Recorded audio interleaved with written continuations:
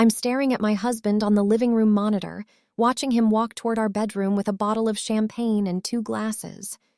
The thing is, I'm sitting in a hotel 3 states away. Or at least that's where he thinks I am. What he doesn't know is that my flight was canceled. I drove 10 hours straight through a storm to surprise him, and I'm currently sitting in my car in our own driveway, watching him on my phone. I was ready to jump out and yell, "Surprise!" But then, the bedroom door opens. And the person who walks out to meet him, it isn't a mistress, it isn't even a stranger. It's someone I haven't seen in 6 years, someone who's supposed to be dead. My heart isn't just racing, it's hammering against my ribs so hard I can't breathe. On the screen, she laughs. She takes a sip of the champagne and kisses him. That's my sister, Julianne. My sister, who we buried in 2018 after a horrific car accident. I'm sitting in the dark of my SUV 10 feet away from my front door, watching a ghost drink my expensive champagne with my devoted husband. And in that moment, I realized my entire life wasn't just a lie. It was a death trap.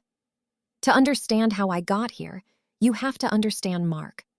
Mark was the guy every woman in my office was jealous of. He was an architect, high-end, modern, obsessed with structure. He looked at life like a blueprint. Everything had a place. Everything had a function. When we bought our house, he spent $60,000 on the security system alone. Floor-to-ceiling glass, smart locks, and cameras in every single room except the bathrooms. He told me it was because I traveled so much for my medical sales job. "I just want to know you're safe, Sarah," he'd tell me. "If I can see you, I know the world hasn't touched you." I thought it was romantic. I thought it was protective. Looking back, it was a cage. He wasn't watching the cameras to make sure I was safe. He was watching them to track my movements. He needed to know exactly when I left, exactly when I landed, and exactly how much time he had to play house with a dead woman. For 3 years, I lived in that house feeling like the luckiest woman alive. But there were signs, small things. Mark would lose his phone for hours.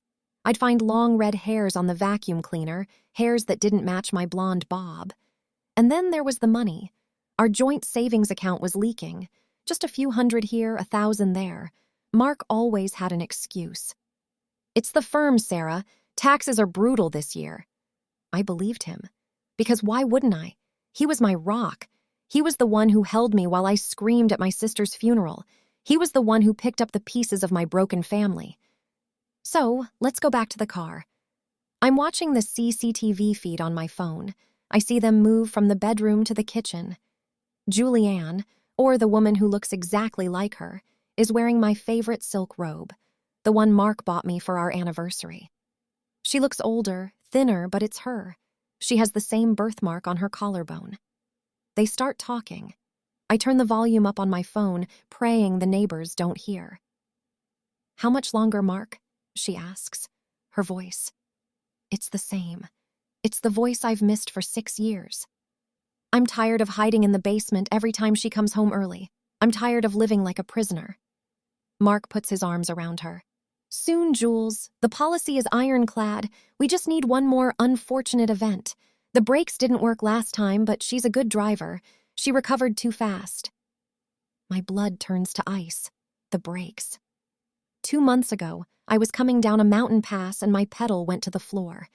I barely managed to use the emergency brake to stop from flying over a cliff. The mechanic told me it was a freak seal failure. He said I was lucky to be alive. Mark wasn't relieved when I called him that day. He was quiet. I thought he was in shock. Now I know. He was disappointed. I'm sitting in the car and I realize they aren't just having an affair. This is a long con. Julianne never died. That funeral, that closed casket, it was a setup. They collected her life insurance 6 years ago, $2 million, and now they're waiting for mine. I see Mark check his watch on the camera. "She should be checking into her hotel in Chicago right about now," he says. "Give her a call. Make sure she's where she says she is." My phone starts vibrating in my hand. It's him. He's calling me from inside the house I'm parked in front of. I didn't answer. I put the car in reverse, rolled down the driveway without my lights on, and drove. I didn't stop until I hit a 24-hour diner 20 miles away. I opened my laptop. I have administrative access to our home server, something Mark forgot when he set it up. I started digging. I didn't look at the live feed. I went into the archives, the stuff he thought he'd deleted. I found a hidden partition in the cloud storage titled Phoenix. Inside were files that made my stomach turn. Scanned copies of Julianne's new idea bank account in the Cayman Islands. And the clincher, a series of emails between Mark and my father, my dad, the man who walked me down the aisle, the man who cried the hardest at Julianne's funeral. The emails were cold, businesslike.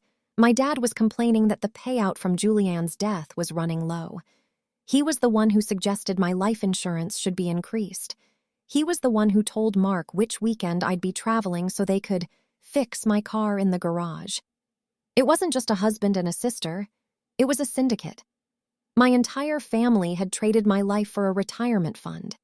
They'd been gaslighting me for years, making me think I was paranoid, making me think I was lucky to have them, all while they were measuring me for a coffin. I realized then that if I went to the local police, I might not be safe. My dad was a retired judge in this county. He had friends. I needed to go bigger. I spent the next 6 hours downloading every video, every email, every bank transfer onto 3 separate thumb drives. I waited until 8 a.m. I knew Mark would be in the kitchen making coffee, and Julianne would be tucked away in the secret room he'd built behind the pantry. I didn't sneak in. I walked right through the front door. Mark was standing there in his boxers, holding a mug. When he saw me, he dropped it. The ceramic shattered, splashing hot coffee all over his feet, but he didn't even flinch. He looked like he'd seen a ghost. "Sarah?" he gasped. The flight, you're supposed to be in Chicago." "The weather cleared up," I said, my voice eerily calm.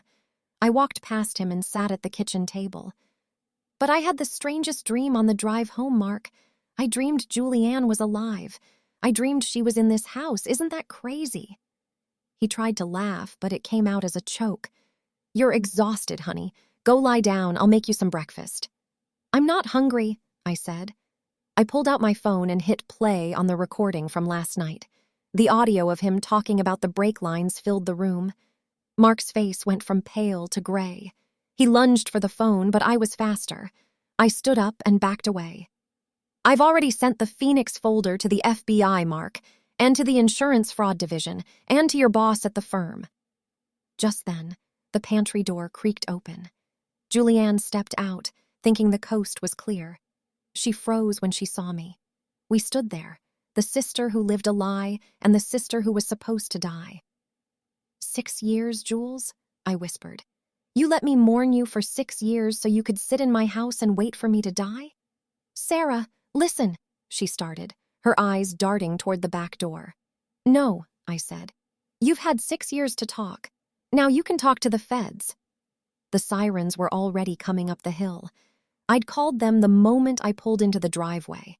Watching them get loaded into separate police cars was the most perfect structure Mark had ever been a part of. My father was picked up an hour later at his golf club. Turns out when you provide the FBI with a roadmap of wire fraud and attempted murder, they move pretty fast. They're all in prison now, Julianne for identity fraud and conspiracy, Mark and my father for attempted murder. People ask me if I'm okay, if I'm lonely in that big house with all those cameras. I tell them I've never felt safer, because I took down every single one of Mark's cameras. I don't need to watch my back anymore. I'm the only one left standing, and for the first time in my life, I'm not living according to someone else's blueprint. Mark thought he was the one watching the CCTV. He just didn't realize that the person he was watching was the one who was going to bury him.